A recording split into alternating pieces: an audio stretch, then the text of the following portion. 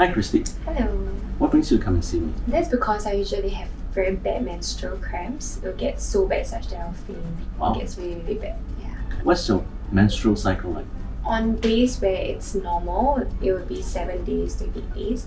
But when I'm stressed up or like during exams period, then it would be like about 5 to 6 days each. So it actually like shorter. Yeah. How is the menstrual cramp affecting you?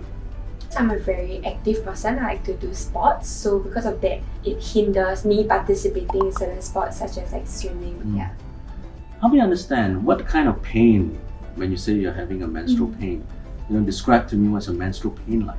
On the first day, usually gets really, really bad. I get really lethargic as well. Like for me to even walk to the kitchen to like get a cup of water, like simple things like that, it's very hard for me to do. This sounds like what we call dysmenorrhea. Oh. Sounds like a very big name Yeah. for menstrual cramps, menstrual pain. Mm. So menstrual pain itself is actually a very common condition. Up to 80% of young women menstruating will experience painful menstruation. So out of this 80%, about 20 to 30% of these women will have severe, debilitating kind of menstrual pain. And it can be so bad whereby they'll be unable to perform activities of daily living. So dysmenorrhea being a big name, it just means that you have a painful menstruation. And dysmenorrhea can be divided into primary and secondary. Primary dysmenorrhea is exactly like what Christy's experience is like. The first few days, usually day 1 to day 3 of menstruation. And after that, the pain usually stops. Yes. Yeah. Whereas secondary dysmenorrhea, it can be pain that starts before the onset of menstruation, and it can be any time during the whole 20 to 30 day cycle as well. So that's secondary dysmenorrhea. The approach of primary and secondary is a bit different. Christy, what have you done so far? Or who have you seen for this painful menstruation?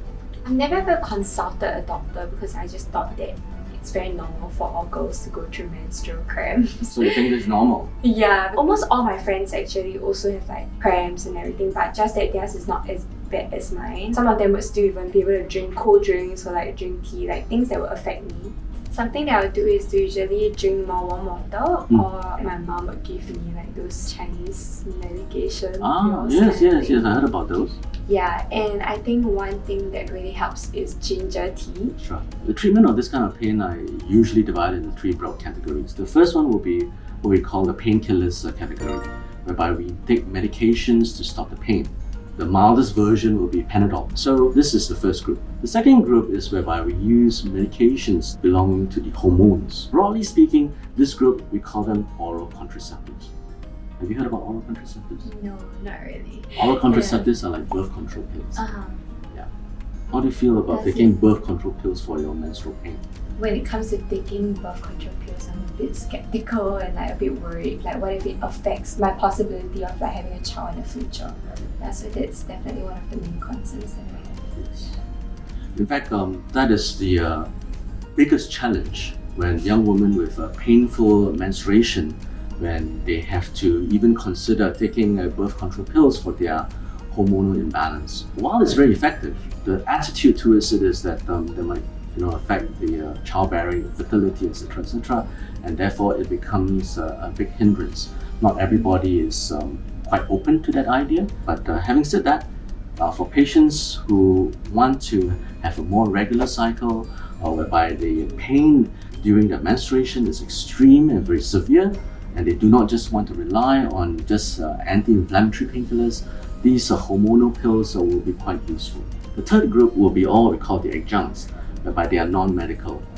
I think Christy has started talking about using ginger, some warming stuff, some TCM herbs. I'm not sure whether they're still using it, the iPhone 1. Oh yeah, that's... The Oya pill, yes. So this are very commonly used. The rationale of using it is trying to increase blood flow from the TCM herbs. So they want to be able to so-called warm the womb. That concept doesn't apply very much to us in Western medicine, but it seems to have an effect to help with the menstrual pain. And then of course there will be other things like preventive.